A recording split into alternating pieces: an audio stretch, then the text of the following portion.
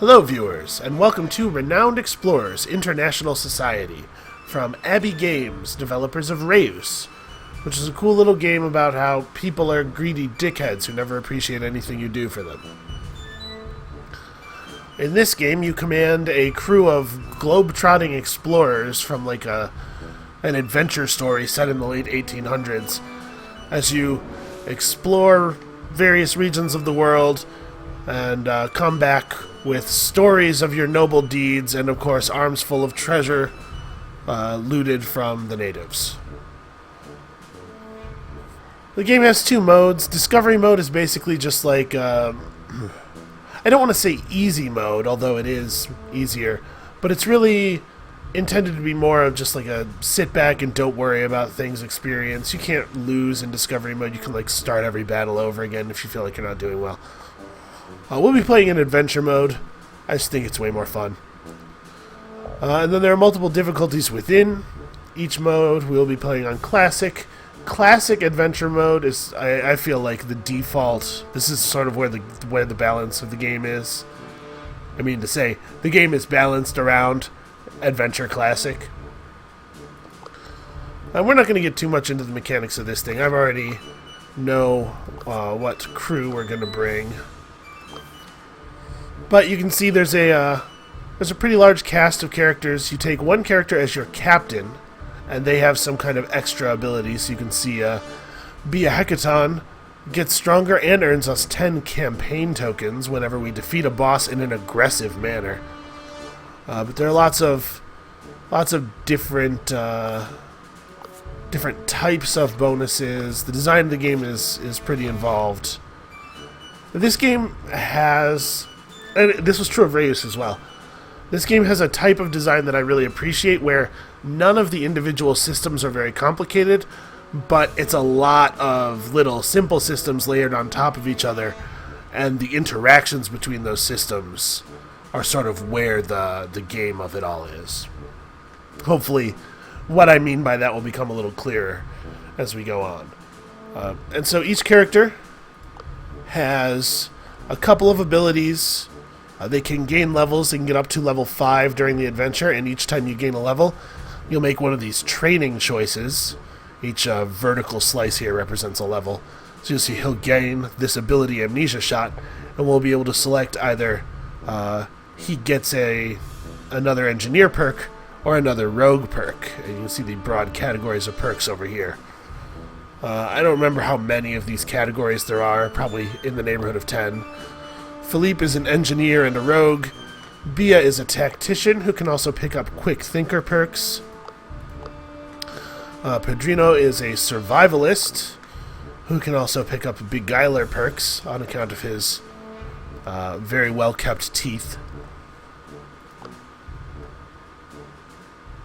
He's got kind of an unsettling expression on his face. I don't know, something about this makes me not want to trust him, but people seem to like him in the game world. Alright, so here's our very trustworthy, not at all evil-looking crew of adventurers.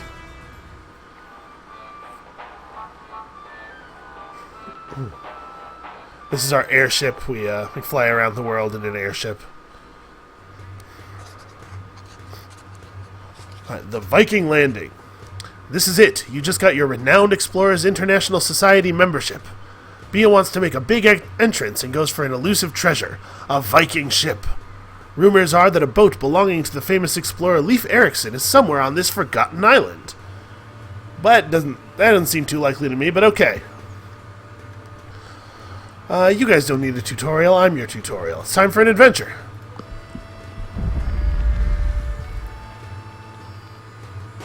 So the game plays out over a series of 5 expeditions, and what you're looking at right here is one expedition. There's a map. We start on a node. We're given a target node. We have to get to this purple one. We can move around the nodes on this map. When you move to a node, all of the nodes adjacent to it become uncovered from the fog of war. And moving from node to node has a cost. You can see a little number on the dotted line. That is a cost in supplies that it takes to move.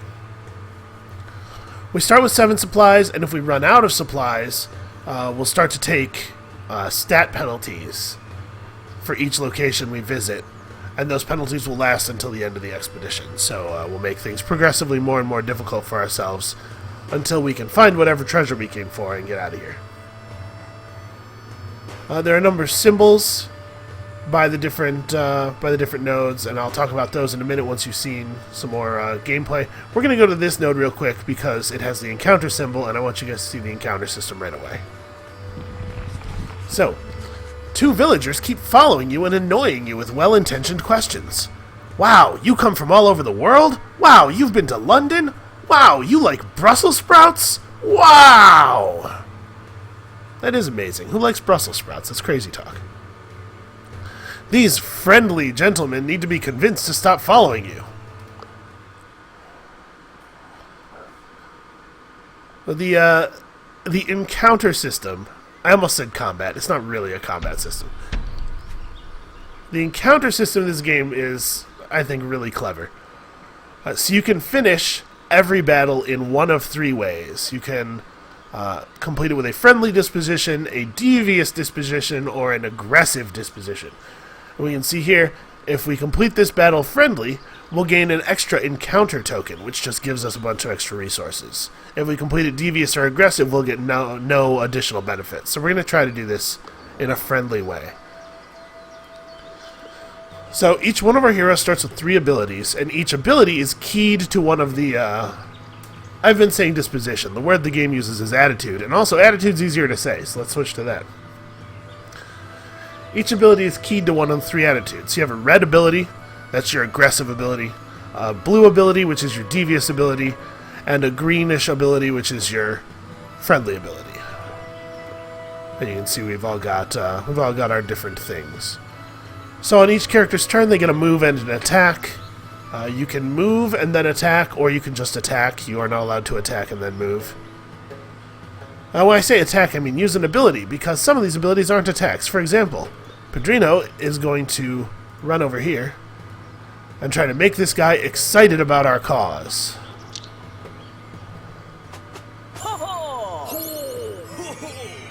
What a pleasant thing he just said. It was something about maracas. Everybody loves maracas. I played Samba de Amigo, I know this. And you can see now our party has a friendly attitude, and their party has a friendly attitude. And that means the overall mood of the encounter is pleasant. Everyone's nice. And when the... So every combination of 2 attitudes creates a mood. Our party's attitude can be friendly or devious or aggressive, and so can theirs, and each combination of those 2 things is a different mood. And each mood has a different effect on the battlefield. So when the mood is pleasant, physical attacks have plus 50% power, because nobody's expecting you during a pleasant conversation to just suddenly try to murder them with a sword. I'm so tempted to take advantage of that fact and start murdering people with swords, but I'm gonna resist. I'll be a nice guy. We're gonna come over here and we're gonna use a friendly ability. We're gonna try to impress this guy.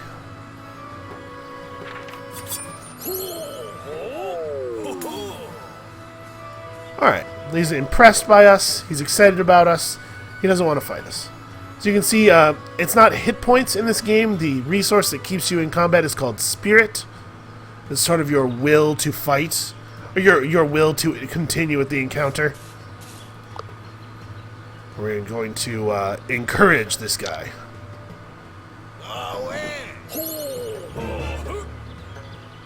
He loves that little flag. Everybody loves that little flag. It's got a really smug smiley face on it. Alright, he just missed whatever he tried to do. The game doesn't call it a miss. If it's a speech attack, it says fumble instead of miss. But yeah, impress this guy. Remarkable. And then we'll finish this guy off real quick.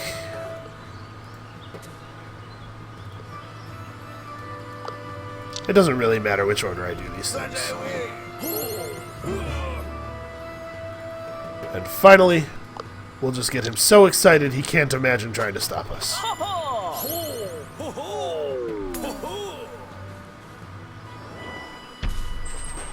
Alright, and so we talked those guys out of being dicks to us. And you can see we've received 3 encounter tokens. You always get 2 encounter tokens for resolving an encounter, but we got an additional one for resolving that in a friendly way. In a kind but firm manner, you explain to them that you have to leave now.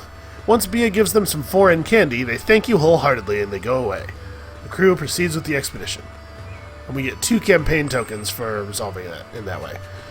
Alright, so as you go on your little adventures, as you hit the nodes on your expeditions, you'll pick up these tokens. Each token pays out some kind of resource. So the green tokens give the green resource, which is status. The encounter tokens give both status and gold. And you can see our current resource counters up here. All of our tokens will get converted to resources at the end of the expedition. And then between expeditions, you spend your resources on improving your party. And then you go on a new expedition with your improved party, and you get more tokens, and you level up even more after that expedition. And you get the idea. You've seen this sort of thing before, probably. So we have lots more nodes we can go to.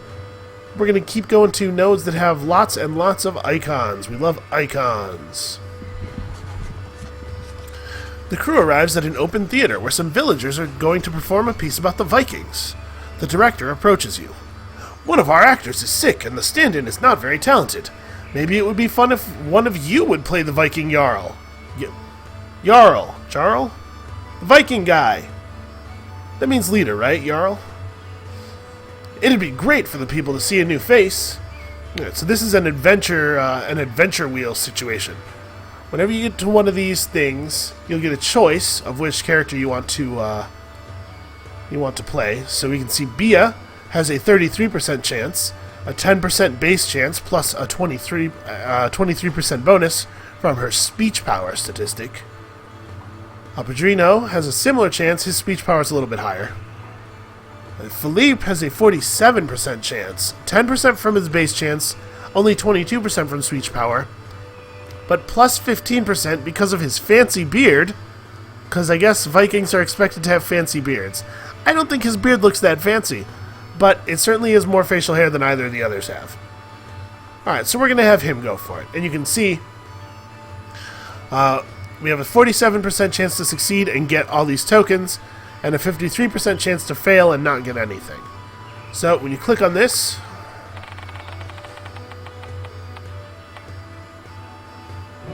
obviously the skulls are bad, and the little Renowned Explorers icon is good. Philippe seems to be an accomplished actor. No lines were fumbled, and the part of the Viking chieftain is portrayed with conviction. It also gives Philippe a boost to speech for this expedition. The crew leaves behind a bedazzled crowd, who are now clamoring for your autographs. And so sometimes it'll highlight words in a color, and that just means that you earned tokens of that color by doing the thing you just did. So, plus 5 speech for the rest of the expedition, 2 green tokens, and a blue token. Nice. Good stuff. And look at that, Philippe has leveled up. Combat gives XP to the entire party, and then every time you do an adventure wheel, it gives XP to the party member that you selected, the party member who spins the wheel. So we're going to level Philippe up real quick here. We can gain an engineering perk or a rogue perk. I want him to gain stealing. That sounds like a winner to me. And you can see each perk category gives stat bonuses too. Rogue perks give 2 grit and 1 attack. Engineer perks give 2 speech defense and 1 attack. You have your speech power and attack power. These talking abilities use speech power. Your attack uses attack power. It's pretty basic RPG stuff. You have a speech defense and an armor, which is your attack defense. And then you also have movement, which is the number of tiles you can move, and grit, which is basically dodge. So we're going to take Rogue, give him a little bit extra attack, a little bit extra grit, and these perks factor heavily into how good you are at various adventure wheel scenarios. Alright, this node doesn't have any icons. We're going to go here because I know what it is. Well done, you found the hidden hoard of the expedition. On each expedition, there is a hidden hoard to be found. Yes, there's one of these on each expedition. It'll be a node that has no icons on it. Most of the time, a node that has no icons on it is empty. It's just kind of a waste of time to go there. But one such node on each expedition will be a hidden hoard. And you get to choose to get either a big yellow token, a big blue token, or a big green token. We're going to take a big blue token. So you have a small blue token and a big blue token. You can see the big ones really do give a lot more resources. And we're taking blue tokens because I feel that science, which is research, which is the blue resource, is very powerful in the early game due to the things you can do with it. Alright, we're going to travel to this location where there are practical supplies. Normally you wouldn't be so excited about this, but you found an abandoned farm. The fields are overgrown with vegetables and even some fruit trees. Hey, 3 supplies. Puts us almost back at full. Let's go this way. A wits challenge awaits us. Sometimes your crew finds opportunities to promote itself shamelessly in the eyes of the locals to gain status. However, say something offensive or make a wrong move and no one will like you. Whose turn is it for social duties? It looks like nobody in our party is particularly good at this kind of stuff. So we can take the no roll, just get a single campaign token, or we can take the roll, the chance to get 3 tokens, but if we fail, we get no tokens.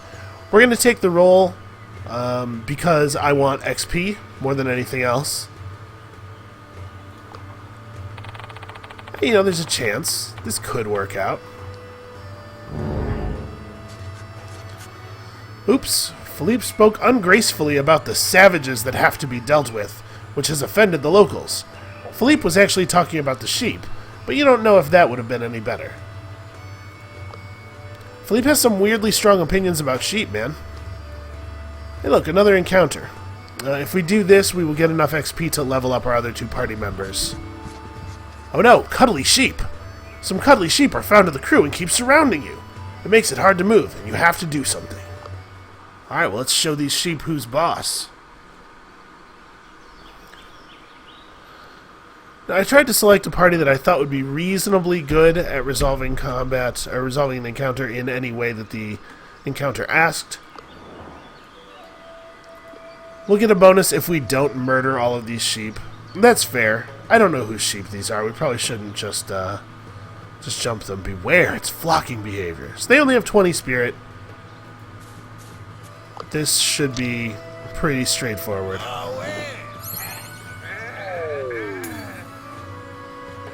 Sheep is very confident that we know what we're doing. Bia can't quite impress a sheep. Okay. Sheep was like, yeah, that's pretty good, I guess.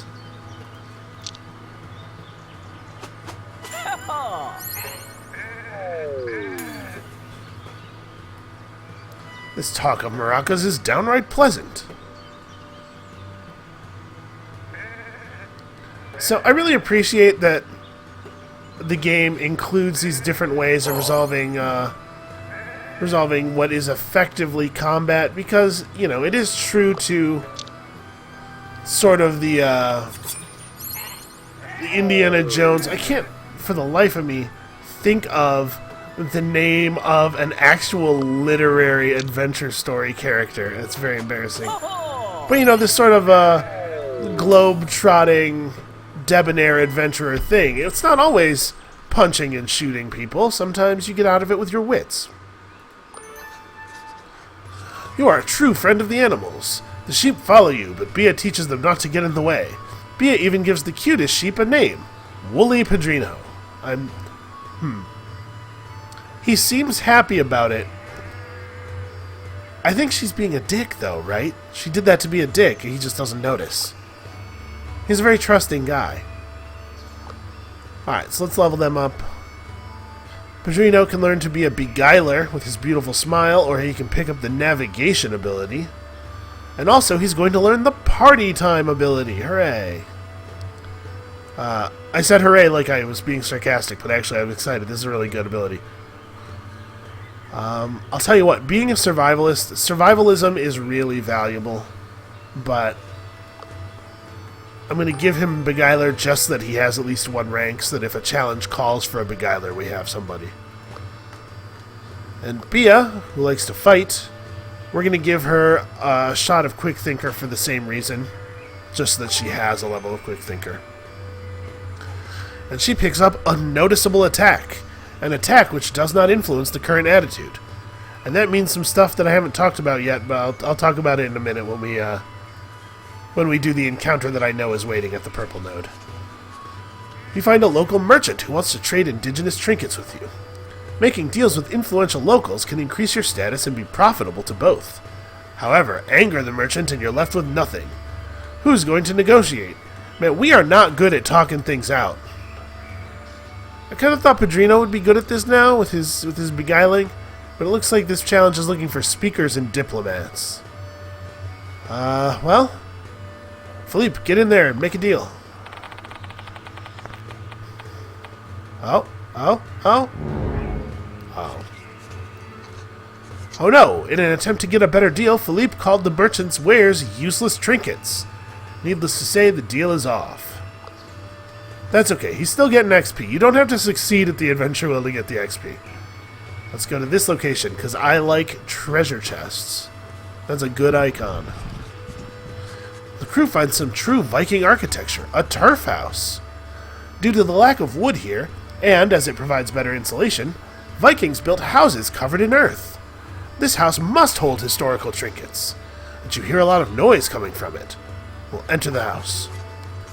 The big turf house is the clubhouse of the Viking Committee, a group that tries to preserve Viking history. They're having a good time with each other, but ignore you. Maybe it's because you don't look Viking enough. These guys probably have some interesting trinkets in their possession. Bia ponders how you can get the best. Is this because of his beard? Yeah, man, Philippe's beard is really coming in handy here. Alright, Philippe, go have a beard-to-beard chat with them.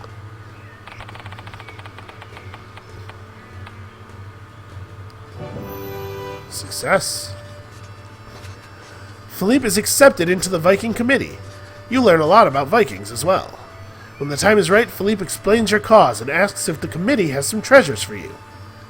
The chairman responds, "Why, of course, you're one of our Viking friends. What are you looking for? I'll try to find the best I can give." Ooh, now that's interesting. That's an interesting choice. How do we want to portray the Vikings to our international community of explorers? It's typically Viking. Yeah, you guys decide. What do you think is pretty Viking? I'll go trough our Viking collection and see if we've got something for you. This game could use a little bit of copy editing. That's like the second typo we've seen already. He leaves for a few minutes and returns with something. This is the best I could find. I hope it helps. A treasure. A dragon head. So this gives us 50 renown and 1 insight. Renown is basically victory points. I'm sure if you're watching video game Let's Plays on the internet, probably you're familiar with some board games as well. Renown is how we're going to win the game. At the end of the 5th expedition, it just looks at our renown total, and if it's above a certain number, we are declared the winners. An insight is a thing we can spend between expeditions to turn into more tokens. So, we get +1 campaign for the rest of the game whenever an archaeologist succeeds on the adventure wheel. We don't have any archaeologists in our party, but that could change. Somebody can learn archaeology. And also, it gives us 8 study tokens right now. I'm not upset about that at all. I love study tokens. That's a good find. A fine treasure to take home. You continue to party with the Viking Committee a little. Padrino even impresses with some party tricks. When the party ends, you continue exploring. So we get another 2 campaign tokens for Padrino's party tricks. Alright, let's move up to this node so that we can uncover the last thing that we don't yet see. While scouting the area, a goofy-looking man comes running up to you. Are you by any chance renowned explorers? You see, I'm kind of a big deal here, and I would love to travel with them and be part of their entourage. You know, to see the world. Oh, sure, that's what we are. We're renowned explorers. I can't wait. I promise to make your campaigns even more effective. A strange figure, but you're sure he'll come in useful. He'll come in useful. That's close to English. We got a lobbyist and also a campaign token. A lobbyist improves the output of your campaign tokens. So you can acquire these helpers that will increase the value of tokens for you. And you can acquire specialists in your entourage who do more complicated things, like give you extra tokens in certain circumstances and stuff. Alright, so we have one supply left. If we move to any of the adjacent nodes, we'll use our last supply, and then we'll be at 0 supplies and we'll take a penalty. You do not take a penalty for moving to the final node of the area, even if it runs you out of supplies. So probably we should just go here. But this icon that means there's something odd here is kind of calling to me. So we're going to go over here and just endure the penalty. Your crew finds a great place to set up camp and rest a little. Your mixed crew keeps itself busy by doing all the things they love. Philippe looks around curiously, while Bia writes in a little notebook. Your crew has well-balanced skills and interests. And nothing's more important than finding the right balance between writing in small notebooks and looking around curiously. And I think that Steve from Blue's Clues would really agree. Oh, we got tokens for that. At night, everyone sits around the campfire. They tell all kinds of stories. The stories were interesting and exciting, but the best story was... who told the best story? Man. I don't know. Bia's got a big facial scar. I bet she's seen some shit. It was probably Bia. Bia told a scary story about a group of teen explorers stuck in a Scottish Highlands manor. Bia's from the future, and she's seen episodes of Scooby-Doo. The crew was absolutely terrified. Bia is the crew's storyteller. After a remarkably good night of sleep, the crew is ready to continue. They're happy they got to know each other better, and they really know who to go to if they want to hear a good story. So I would, oh wait, hold on, let's deal with this. The situation is having severe effects on our crew members. Philippe starts rambling and loses speech power. So, minus 30% speech for the rest of the expedition. You can see these penalties are fairly serious. And Bia has gained the Beguiler trait Storytelling. That was what we got out of that something odd icon. Alright, let's finish up the expedition then, before we take another penalty. The Viking boat must be nearby. Once you get there, this expedition will come to an end. Onward! The crew searches the hills and dales thoroughly until you spot it in the distance. An intact Viking boat! The crew rushes toward this amazing find. It will surely skyrocket your reputation at the renowned Explorers Society. But the crew is stopped by a familiar face. The French explorer Rivaleux. Oh, Rivaleux would be, he would have an EAU, right? So it's Rivaleux. Yeah. He laughs. Thank you, amateur. How very lucky you are to find this fine Viking boat just after me. Under Rule 24B of the Explorer Mandate, fellow explorers should help each other out. And I really need this treasure to affirm my #1 position. Your help will not be forgotten. Maybe. Yeah, but this is my treasure. We got here. We saw it first. Oh, most unfortunate. Maybe you should talk to my most intelligent and diplomatic scientist, Lady Cassandra Shafiq. I'm positive that she'll handle this situation with utmost respect, while I take the vessel. But before Bia can stop Rivalou, his crew scientist Cassandra steps forward. Hello, fellow renowned explorers. Why such a hurry, no?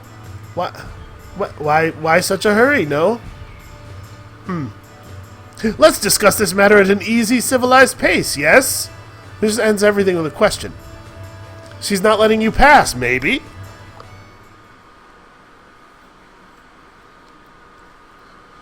Attitude matters, that's true, it does.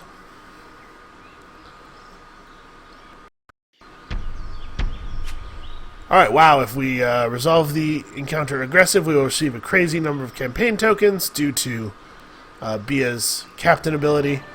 And also, How do I see her character sheet? Maybe I can't do that right now. Also, it said that Bia gets stronger if we do that as well. I don't know exactly what that means. But so, we've got a boss character here. She's got 90 spirit. This is by far the most of any enemy we've seen. But she has a weakness. She takes 50% extra damage from excited speech abilities. Such as Excite and Party Time.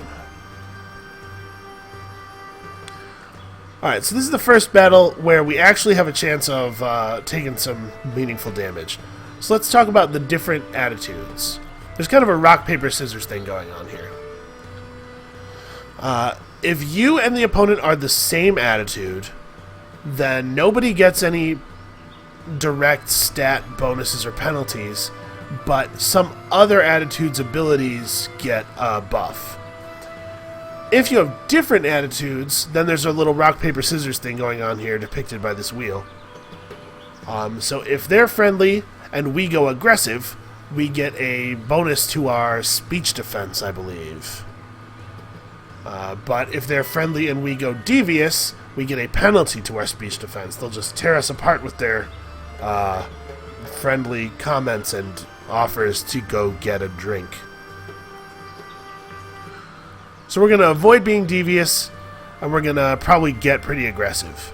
Of course, if we get aggressive, then they can switch to devious to try to beat us that way, and we're probably going to have to intentionally mix up our strategy here and there.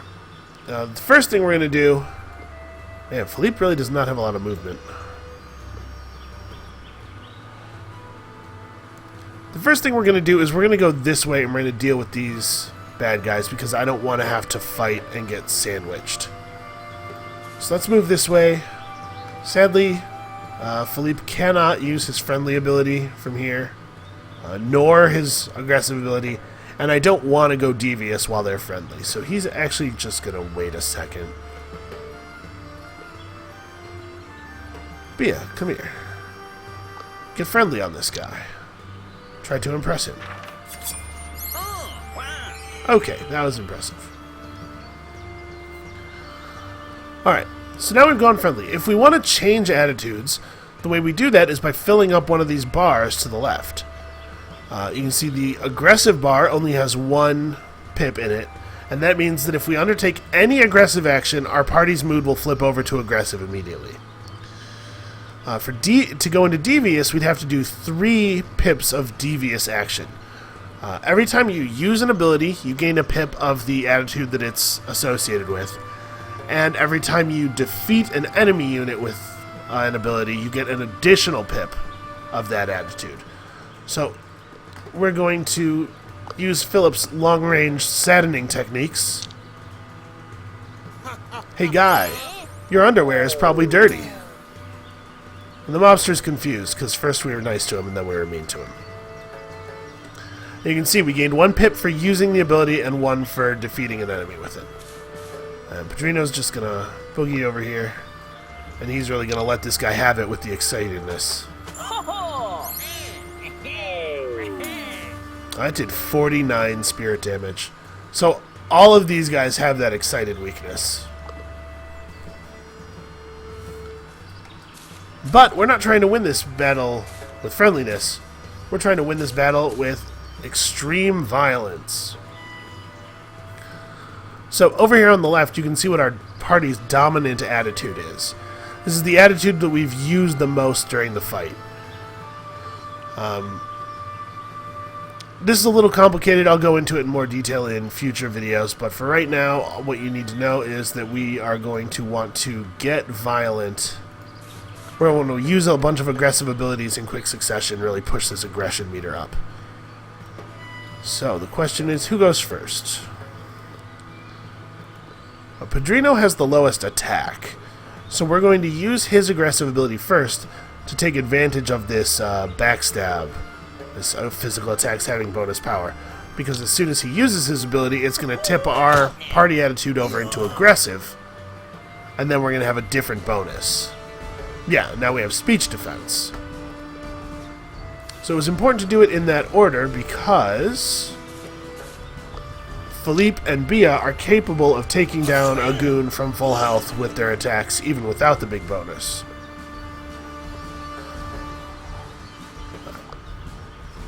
Let's just let her have it.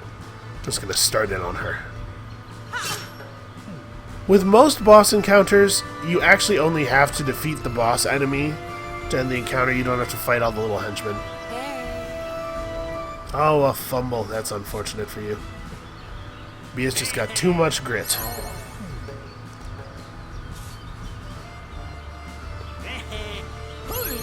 And these guys are not very powerful.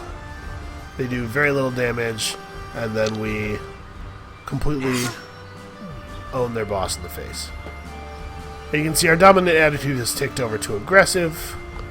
Just finish the battle real quick. First, do no harm my ass. Cassandra thinks we're a brute. Oh no, I do not care about that, like, even a little bit. She's livid. Barbarian! How dare you attack during a civilized conversation? People like you are the reason the gods left us. Wow. That's a lot of burden to lay on my shoulders, lady. We do not know each other that well. She leaves to follow Rivalou, who has already disappeared with the Viking ship. He took that whole ship? How distracted were we? But while storming away furiously, she accidentally drops a map. Hey, a treasure map. Great, I love treasure maps. You're left with a cryptic treasure map. Its meaning is pretty cryptic. Wow, that is cryptic. Let's have a look at it. The treasure map is passed around. After investigating it, the crew states their interpretations. Who do we think is probably right here? Pedrino. He thinks it points to a difficult-to-reach area. Sure, I bet that's it. We look around carefully, tracking ancient footsteps and following the treasure map for hours. The crew finds some valuables, but nothing else. Just when the crew is about to yield, Pedrino's idea pays off. A new treasure. Fantastic. 2 collect tokens and a Viking shield. 3 campaign tokens and level 2 athletes gain 5 armor. We don't have any athletes in the party. Honestly, this expedition has gone terribly. These treasures are not good for us. Oh, we'll take that. With this last find, your expedition still concludes on a high note. However, it's clear that if you want to be the most renowned explorer, you'll have to beat Rivalou. Now it's personal. You know, I've seen a lot of movies in my day, and I know that now it's personal means we're going to have to kill this guy. They had guns back then, right? Alright, so we can see our tokens are now getting converted into resources. Lots of green, lots of blue, not so much with the yellow. Fortunately, all our encounter tokens helped us out with the gold a little bit.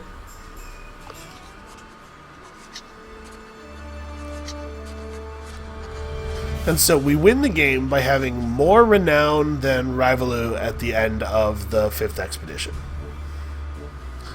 He's got 2,500, we've got 133. At this rate, we'll beat him roughly around the heat death of the universe. But fortunately, the rate at which you pick up renown accelerates pretty quickly. A magnificent job! The board of the Renowned Explorers International Society is impressed by your exploration skills in the Highlands. For this achievement, Chairman Pinkerton gives you an upgrade to your airship, which will allow you to carry more supplies. Yeah, I know how this works. Let me have the thing.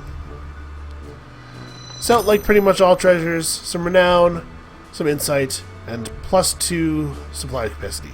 We get 30% off El Vigilante's branded canned dog food. That's okay. Flavor text, you guys. Alright, so you can see we accumulated 196 gold, 425 status, 83 research, and 3 insight. And Bia got the Terror of Thessaloniki. I don't know where the emphasis lies in that word. It's probably a place in Greece. So she got 4 grit and 2 attack power permanently for beating that nice lady into unconsciousness. I don't know. The outcome of the battle clearly showed that we use non-lethal methods, but we did beat her by Philippe just going straight for her neck with a scalpel. I don't feel great about it. So let's spend our insight. This is the first thing we're going to do. We got 3 insight from our 3 treasures, including that that neat badge we got. So you can see down here, we can spend our insight to gain science tokens, status tokens, or gold tokens. But every party member does a little bit of a different thing in each place. So Philippe would only get 1 collect token, 1 gold token from here. But Pedrino would get 2. He's a much better lecturer. And Bia would get an encounter token. She would get status and gold because she tells a very impressive story. Pedrino tells a story people love to listen to. Bia tells a story that makes her look really great. And it's the same in the other places. Philippe will generate more science than the others when using his insight at a university. I think all of the members of our party will only get 1 campaign token because we're kind of not great at that thing. But for right now, let's just get as much science as we can possibly get. We're going to spend all of our tokens this way. Okay. 113 research. That'll help us write some research papers. Let's go write some research papers. Have you ever played Civ 5? This probably looks really familiar. And that's basically what it is. These are social policy trees. When you start the project, you get some bonus, and then each thing that we can unlock here gives a different type of extra bonus. And if we unlock everything in one little subsection, we get an additional bonus. For example, here we get 15 victory points every time we hire a new helper. So choose this field if you want to advance through research faster. Choose this field if you want to make most of your actions in cities. So this will give us more opportunities for campaign, more tokens from spending insight. And every tree has a thing that gives you extra supplies in some way. So extra insight every time we finish an expedition. This is an extra insight right now. Straight up 2 supplies. Gain study whenever we enter a certain type of challenge node.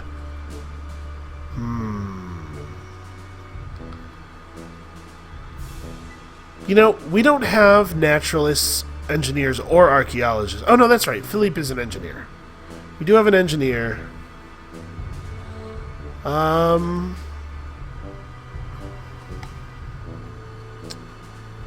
I think we're going to go for history.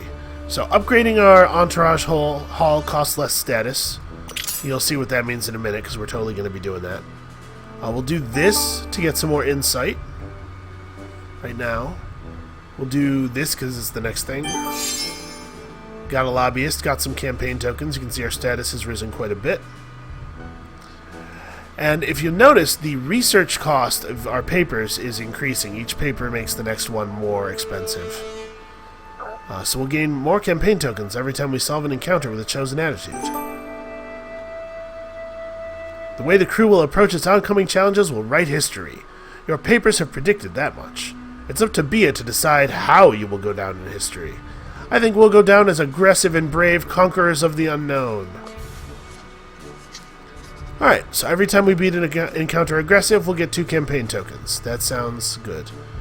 Alright, so we would need 45 research to get this extra supply capacity. We would really like this. Sadly, with only a single point of insight left, I don't think we can get it.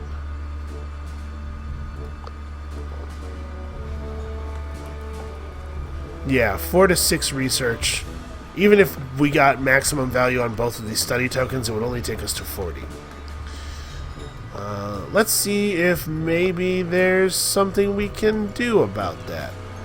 Unfortunately, because study tokens are so low yield and because research is so important, the improvements to research from helpers are pretty small.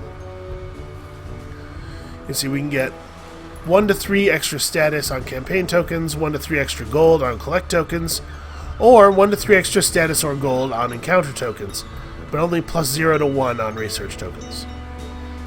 So let's ignore the helpers. Let's go to the specialists. We talked a little bit about these guys. I mentioned that these would exist at least. Well, let's hire her right away. I like that a lot. Gain an extra collect token if you resolve an encounter aggressive. I think that research is the most important resource in the early game, and gold is the most important resource in the late game. So anything that gives us extras of those. Alright, and then we have some guys who will teach us skills and give us extra bonuses whenever we use those skills to complete challenges. Sadly, since we have no levels of athlete, diplomat, or naturalist on anyone in the party, we're not actually going to get any benefits, any extra tokens, because it requires at least level 2 in these things. We're going to upgrade again and see if the rank 3 specialists are any better for us. Well, indeed, an extra study token. We're going to get a lot of value out of being aggressive for the foreseeable future. And you can see that upgrading the place has made more helpers available to us.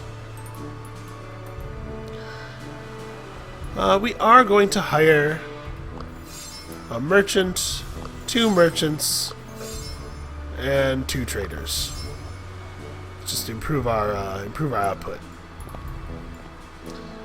I didn't hire any students, even though I would really like to write that extra research paper now, because I don't think that, even if we had spent all of our status on students, we still wouldn't be guaranteed to get there. And I just don't think it was good enough value in the long run, not compared to extra gold. Well, since we can't get we're not going to be able to get our research done before the next expedition, I'm going to go ahead and spend this insight on something else, and we'll just use the research and the insight gained for the next expedition to power our science. And when I say something else, what I mean is sweet, sweet money. Padrino, get paid. Alright, 33 extra gold. So, we go to the item shop. Have you seen how we spend all of our other resources? How do we spend gold? By buying stuff. So, we can buy a compass or a monkey wrench to put into our trinket slots, which are currently open, or we can buy some weapons and armor, which function basically how you would expect them to. Let's go ahead and get a compass. I do really like the compass. Yeah, we'll go ahead and get a compass for Padrino. It'll bump him up to a level 3 survivalist from level 2, because it comes with the navigation perk. And then we'll just buy some armor, I think. We're going to sell all of our crappy existing armor. Leaves us just a little bit short of what I want to do. So you can see the basic starting equipment only offers 1 point in the relevant stat. It's just not meaningful enough. We'll sell these 2. Alright, now we're over 150 gold, and that'll let us buy some basic, reasonable armor for everybody. So, there's diminishing returns on the defensive stats. You can see that 5 points of armor is a 9% reduction in physical damage, but 26 points of armor is only a 34% reduction. So, we get a little bit more defensive punch out of upgrading our lower defensive stat than we do out of upgrading our higher defensive stats. That's what we're going to do for everybody. There's armor, giving us the armor stat, and mementos, giving us the speech defense stat. So, Bia gets some speech defense, Padrino gets some armor, and Philippe gets some armor. Alright, and I do believe we are all set for our next expedition. That said, I've been recording for almost an hour, so maybe that's something we ought to do next time on Renowned Explorers. I remember the title of the game. It's Renowned Explorers. Yeah.